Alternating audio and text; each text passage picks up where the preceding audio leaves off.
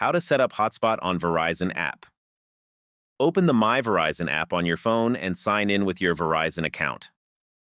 Tap on the Account section to view your current mobile plan details. Check if your plan includes mobile hotspot data or shows an option to add it. If hotspot is not included, choose the option to add mobile hotspot data and confirm. Wait a few minutes until the app shows that hotspot service is active on your line. Now open your phone settings and go to Network or Connection Settings. Select Hotspot or Personal Hotspot from the list of options.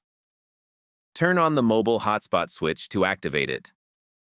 Set a hotspot name and password so other devices can connect securely.